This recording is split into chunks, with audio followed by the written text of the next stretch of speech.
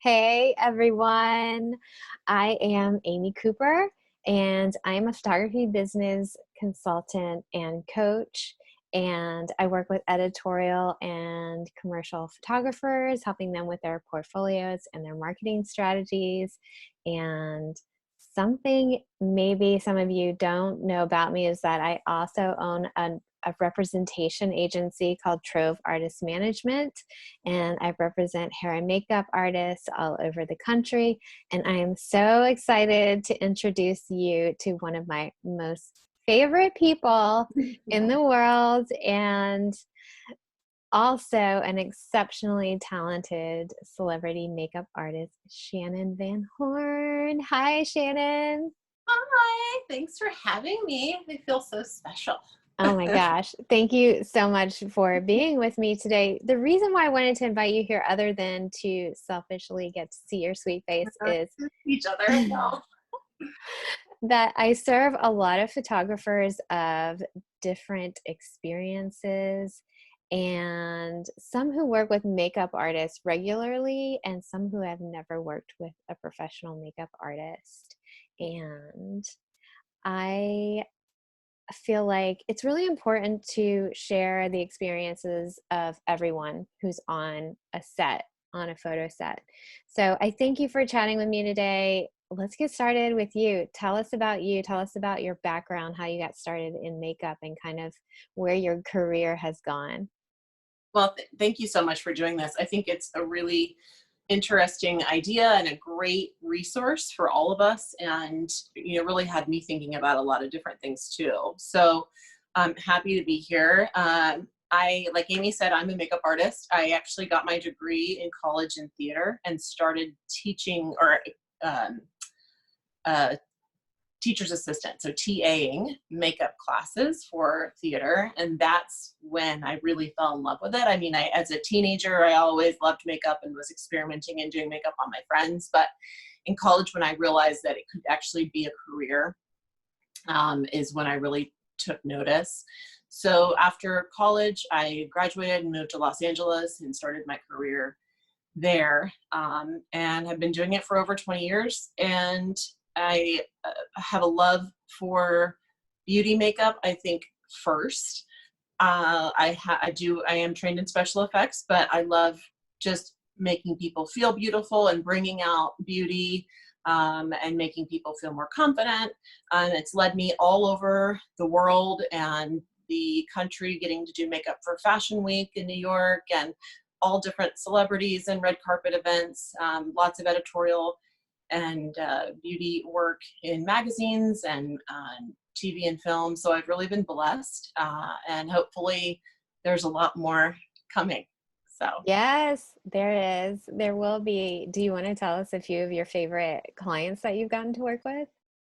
Oh my gosh. Well, I mean, I think it's no secret. Everybody knows I had an opportunity to work with Steven Tyler for a few years when I was first living in Los Angeles. And he is such an incredible person, a human being, and just so much fun. I love clients that love makeup. And I do have for some reason, I have a very strong pull to the music industry. So that was a really just incredible, like iconic experience to get to work with him on his tour and designing makeup for him. And then I have a lot of favorite clients here in Los Angeles now that I get to work with on just really a collaborative. I think that's my favorite thing, is when I have someone that really is excited about the event that he or she is going to. And they send me makeup inspiration, and then I get to work off of what they are wanting. It's so much more fun for me, because I know that they're enjoying the process as much as I do. Okay. And do we tell everyone that you're in Los Angeles? I can't Oh remember. my gosh, I don't know. I am. Shannon is now in the Los Angeles area. Thank you for that. Something I wanted to talk about with you is, for my audience, how can photographers best prepare their hair and makeup team prior to a photo shoot? And can you speak to that, and also maybe talk about, are there any things that you need access to on a set that might be helpful for photographers to know about? Yeah, it's I know it's such an ordeal to get a photo shoot together and to get all those working, moving pieces going at the same time.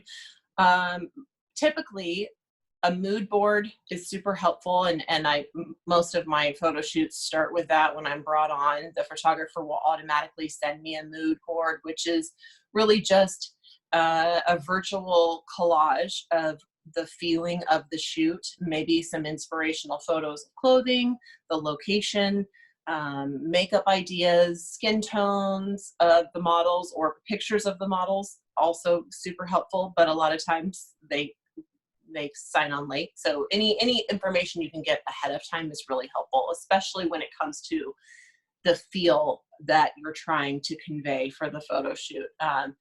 A call sheet with other people's information is always really great. That way, if I need to collaborate with the hairstylist or the clothing stylist, anybody like that, if I have an idea, it's much easier to be able to contact them prior to the shoot. And information, just like simple things, just like, will there be food? Will there be parking? What's the parking situation? Sometimes here, especially in Los Angeles, you give yourself a lot of time to drive, but also you have to give yourself a lot of time to park, because you never know where or if there is parking. So just little things like that can really make the stress of the day a lot lower. Mm-hmm. And then once you get there, in an ideal world, I mean, if I'm just asking for my like favorite things to have at a photo shoot, like a table, electrical outlets, lighting, natural light would be incredible. A nice bar stool, a high stool of some kind. Now, I travel with a chair that is high for my height, and it has a table built into it. I also travel with 2 lights. So most of the time, you can kind of renegade yourself. And if you're like, recently I did a photo shoot in like a natural park where there was nothing, so you just make do. But if they have access to all of those things, running water, I mean, it's a dream to have all of that, for sure. Yeah, I think it's so important, especially with location, because the makeup artist really would love to be prepared to know if she's going to have her setup in one location, or if you're going to be moving from location to location to Right. location. If you have a trailer for makeup, or, are you going to be indoors, outdoors? I think that's really important to communicate with your makeup artist. And to your point of I mean, you're not just slogging in a backpack. You've got like a roller bag, you've got several bags. I think it's good for photographers to know that their makeup artist might actually need a load-in space and maybe a decent parking spot. So those are great things to. That's why the parking is so important. Truly. I mean, it sounds silly, but it's like, yeah, my kit probably weighs upwards of 60 pounds, if not 70. So are there stairs? Like, what am I prepared for? For sure. For sure. That's a good point. And I think especially right now, so we are recording this interview May 1st of 2020, right in the middle of COVID. So I think probably also having that running water is probably going to be good for you too. But we're going to talk about that a little bit later on. Tell me, I think it's also really important for photographers to speak to their makeup artists and their hairstylists ahead of time, and to get those looks so that they can prepare their schedule, and also communicate with, hopefully if you're using a producer, they will know this, how to prepare your schedule depending on how many models you have, to how much time your hair and makeup artist might need for each person. So let's give an example. Let's say you have, a certain number of talent on a lifestyle shoot. So it's, natural makeup, but it still Right. requires some time. How much time do you like to have to set up with each talent, changing looks? Let's talk about that. Yes, that's also really important when it comes to building the schedule for the day. And when I build schedules if I'm building maybe a schedule for other makeup artists as well, or hairstylists, it's another reason why you really need to communicate with the hairstylist beforehand, because you can't assume that you are working on people at the same time, or are you working on people at different times. That all goes into it. And your setup time has to be built into the daily schedule. So if your call time is 8 o'clock, am I starting models at 8 o'clock, or am I setting up at 8 o'clock? So it really does, it's a really important question to ask. If I'm being selfish, I would love to have 30 minutes to set up my kit. Now, can I set my kit up in 10 to 15 minutes? Absolutely. But ideally, to get into a space, lay out my towels, organize my makeup, take a deep breath, get something to drink, just have a nice relaxing start. I love 30 minutes to set up my kit. But then for clients, so if it's a lifestyle shoot, I could probably do each person in 30 minutes per person. Do I want 45 minutes per person? Yes, absolutely. Can I do it in 30? Yes. But again, it's just, it just depends on if you're on a time crunch or if you have a leisurely shoot. Then I think it's important to ask those questions, and then to ask for what you need, and also let them know, like, I've got to have 30 minutes. Like, I can't go behind it, any less than that, if you want it to look good and for me to feel confident about my work. So I think you have to really be open and super communicative, and obviously ego free. And you also have to be confident enough to ask for what you need, because otherwise your work will suffer if you can't ask for what you need to make it your best as well. I would also just love to plug in that I feel like the more time you give your makeup artist, the less time you're going to be spending in Photoshop trying to clean up those things. If you give them too much time, then you're like, okay, stop. Like at some point, okay, I'm just like wasting time, just perfect, like doing stuff. But I agree, if I can get it right the first time, then hopefully I'm saving time for the photographer and editing later. Mm-hmm. And at what point would you request to have an assistant with you? Is there a certain, amount of time or number of talent where you would say, okay, I'm going to need to ask for an assistant for the shoot?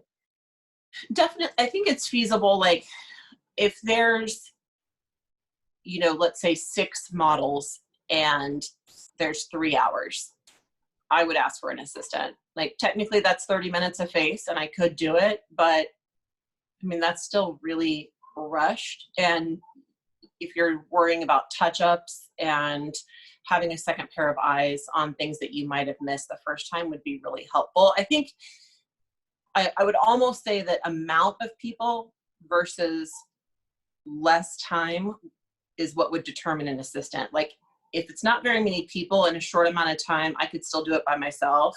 But when you start adding people to a photo shoot, it tends to get more chaotic. Mm-hmm. And that's when I think a second pair of eyes and hands are more helpful. Mm-hmm. Yeah. So if you're staggering talent, if the talent's not being shot at the same time, there might be room for more people. But if you have 5 talent that are all going to be photographed together, 1 hour into the shoot, that could get complicated. The other thing that I would like for some of our emerging photographers who are watching to know that it's really great to be able to let your makeup artist finish what they're doing and then be with you on set to watch while you're shooting to make sure. Mm-hmm, yeah. Makeup.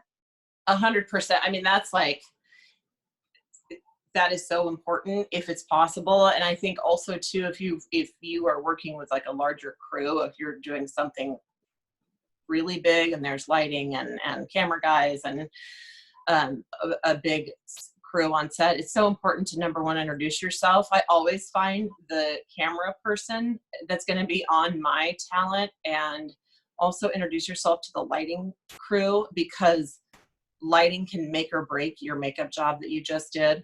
And you want to make yourself invisible, but also have a presence at the same time, because, if something looks bad on that camera, like chances are you're going to spot it. Like I can see, I was working with, one of the guys in NSYNC, and I could tell that the airbrush foundation that I was using was darkening quickly on his forehead, and I couldn't figure out what was going on. And then I realized it was the lighting was so hot that it was like just causing the foundation to melt quickly, and it was changing, kind of oxidizing. But Wow.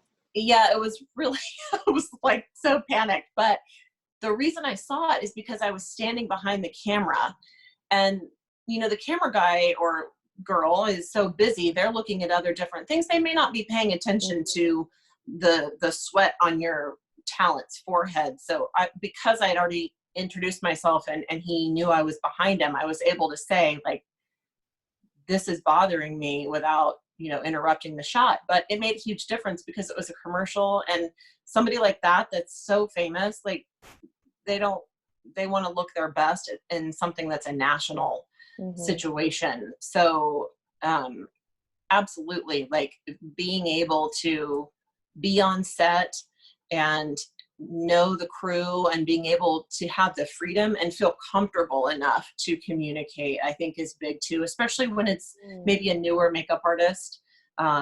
You might feel insecure about speaking up, or I love when the photographer says up front, hey, if there's anything you see, or you know you notice, please let me know. And that it goes back to having a second pair of eyes, because yeah, let's say you've got a group of models, like you said, like 5 people.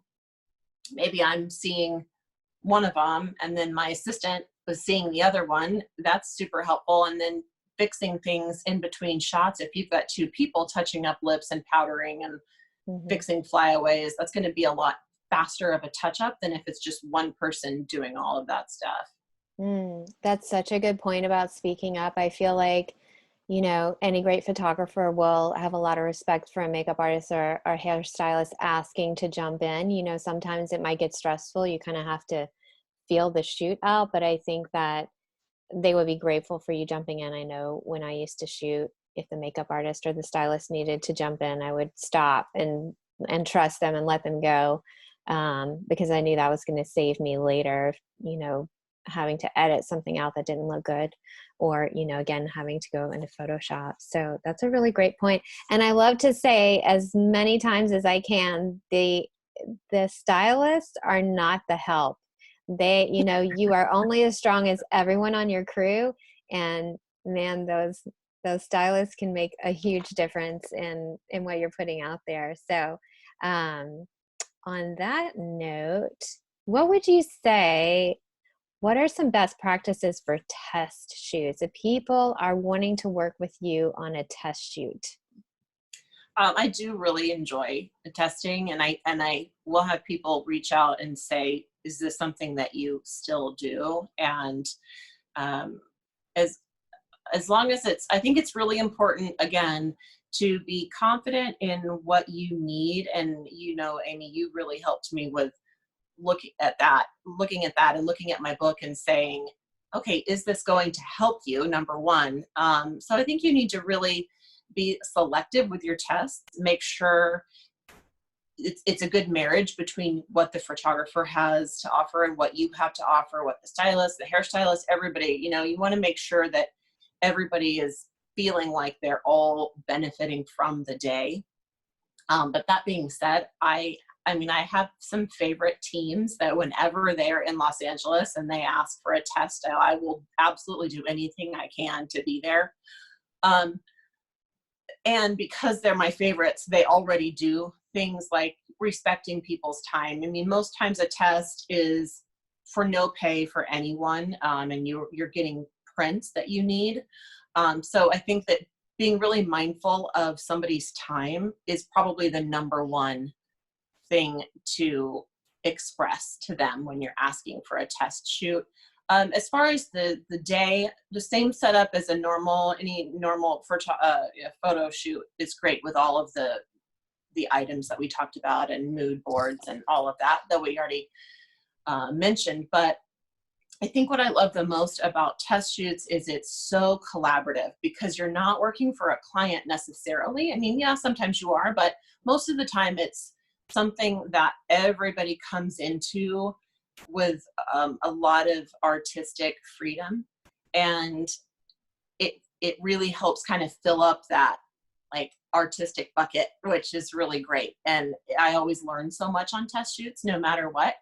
And so as the photographer, I think it's important to say, like, this is what I want to get out of this test. What do you as a makeup artist want to get out of it? Hairstylist, stylist, etc. And to come with that freedom of being asked that question, I think it's really important that you have really solid answers so that you can show them, like, this is what I need from my portfolio, or this is what I've been wanting to do. What do you think about it?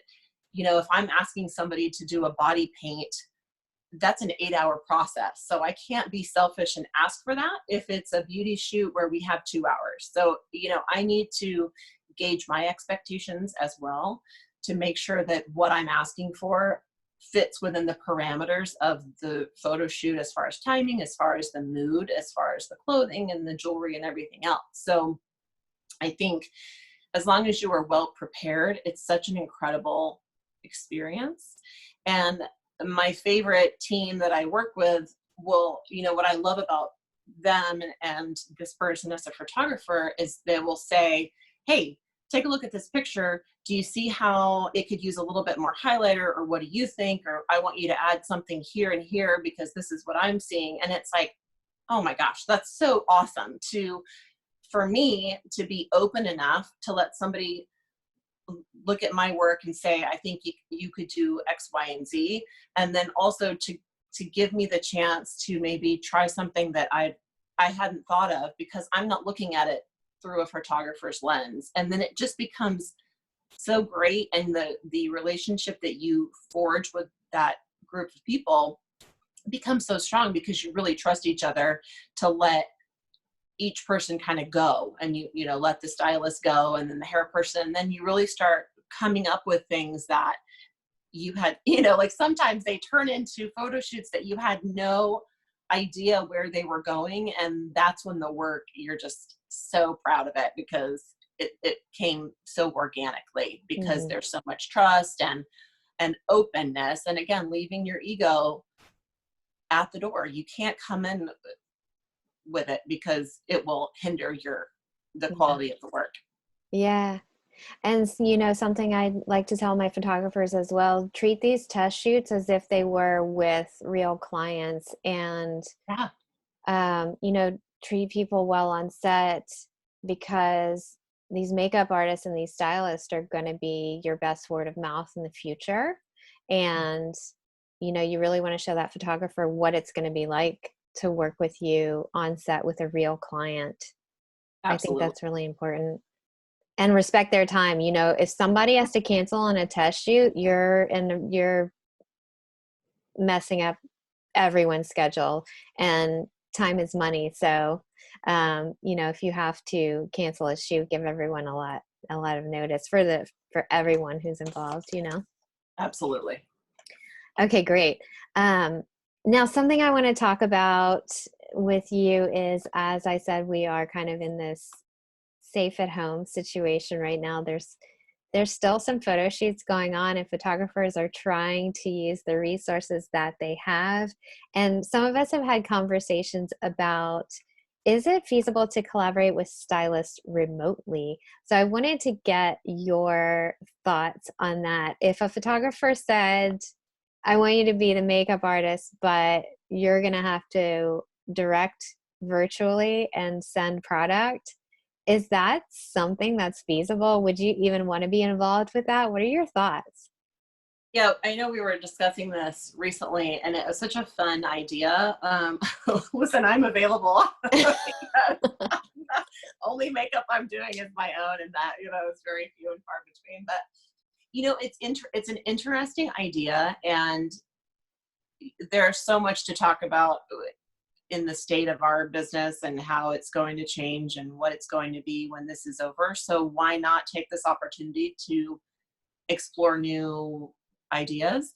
My background is teaching makeup, like I said. So, you know, I taught makeup artists for MAC Cosmetics for many years. And so I love teaching. So for me, instructing a model how to do her own, first of all, she's a model, so it's not going to be hard, right? But teaching her or helping her achieve the look that I would want, sure, that would be, it's fun, it's different. As if there was they're giving me a kit fee to send her the products, of course. I think it would be really, really fun and, something different. Now, the only thing that because I was thinking about this question, and I was like, I love the idea of it. And the only thing I thought was like, from an editorial point of view or from like a credit point of view, right? It's like, technically I didn't do the makeup, but I instructed, but like, is that model already really good at makeup? Is she or he a novice? Like, where does that fall in? So I don't know if it would like hold up as far as like, I don't know, in the professional realm, does it hold up? But would I want to be a part of it? Absolutely. It would be super fun. And again, I think it falls under that creativity piece that as artists, we're always looking for fulfillment. Well, I would totally give you credit. Yeah, I mean, right. It's a weird, like, how does it, I don't know. I mean, you think about, if the clothing stylist is putting together the outfits, right, you are essentially curating the product, and the design. So makeup curated. Yeah. That's it. That's just a new term to come up with. Yeah. Yeah. Oh my gosh. It's such an interesting time. So let's keep talking about that. Safety. I am already I even heard from a makeup company, a big makeup company that is scheduling a photo shoot for June, and it's going to be in person. Essentially, I mean, maybe it'll get put off, for another month or two, but once we start getting back into that space, let's talk about safety. Let's talk about, you all already do a great job of sanitizing your products and your tools, but speak to that. What would you say to a photographer or to a client if they ask you, how are you going to make this safe? That is, again, that's a great question. There's just so much to think about going forward. I mean, like you said, I'm in Los Angeles, so it's like the center of all things, photo shoots and red carpet events. Sorry, did you lose me there? Just for a second. Sorry. Oh, dang it. Oh my gosh. You getting blown up? So really, and like you said, sanitization has always been ingrained in me as a very new makeup artist. So, it was a joke in my neighborhood here in LA because my neighbors were needing isopropyl alcohol and you couldn't buy it at any of the stores. And they knew that I had it because I always have it in my kit. So, you have to really pay attention to what you're doing on the day of the photo shoot. Your hands have to be clean. I always carry alcohol, preferably 71% isopropyl alcohol. If it's higher, like some people think like, 90% is better. But if it evaporates too quickly, it's not going to properly sanitize the products. It does have to stay on them for a period of time to kill any germs. So always having alcohol for me, anything cream based needs to be removed with a sanitized spatula, a metal, like stainless steel spatula that's been sanitized in alcohol prior to removing it from the container. That's crucial. You can't put a brush or your hands into a cream based product. So that's always been my practice anyway. If you're using pencils, you have to sharpen the pencil, or you have to dip the pencil in alcohol, then sharpen it, then dip it again. That way you're making sure all your bases are covered. So really in my kit now, if it can't be dipped in alcohol or removed, it's not in there. Now, if it's a powder product like a blush or an eyeshadow, I'm sorry, you keep losing me. Clearly I'm better at makeup than technology. If it's a product that doesn't contain water, it's not going to harbor bacteria unless you introduce water into it, which is why you never want to wet your eyeshadow or add water to a mascara because, or foundation, you don't want to add water to products because not only does the water contain bacteria, no matter how hard you try, it's going to. So you're introducing bacteria into that product, but you're also watering down preservatives that are in that product to keep the bacteria at bay in the first place. Wow, I didn't So know that. yeah, so introducing water into a product is one of the biggest ways to introduce bacteria into your makeup kit. So you always have to be really mindful of that. But I think, going forward, I was thinking about like Sarah, my client here in Los Angeles, is an actress that I work with constantly. And, I don't think I think I'll get rid of all my lip kits that I use now. Everything else I can remove. I don't use like pen eyeliners or pen of any kind, because if you can't dip it in alcohol, I just don't even want to have it in my kit. But for her, like when I'm getting her ready for a red carpet event, I always give her like a lipstick, a liner, whatever she needs to touch up with. And so now I think what I would start doing especially for my celebrity clients that I do regularly, I will probably start making their own kits. Like as it stands now, I always have like, the certain foundation and concealer for a particular person anyway. But I think I would probably create a lip palette for that person and only them. And that way they can have it. And then they have it all the time for their events. And then obviously everybody would have their own mascara, their own set of brushes. I think if it's a celebrity house call or a hotel call, that's not as much of a challenge to pack a kit, because by the time you come to their house or their hotel room for the event, you've already planned the makeup with them. You've shown them photos. We've agreed on the look. So I could build a kit for that specific day and take it to that person, and it's not a problem. Now, when you're at like South by Southwest or some like fashion week or something, and you're doing multiple people in a day and you have to have your entire 6,000-pound kit with you, that is going to be more challenging, because you're going to have brushes, because you may not have a chance to wash your brushes. So you need to have clean sets of brushes, enough per person. There's a lot of variables that will have to be thought about. And then you think about, like, I was thinking about this with red carpet events here. Are there going to be red carpets anymore?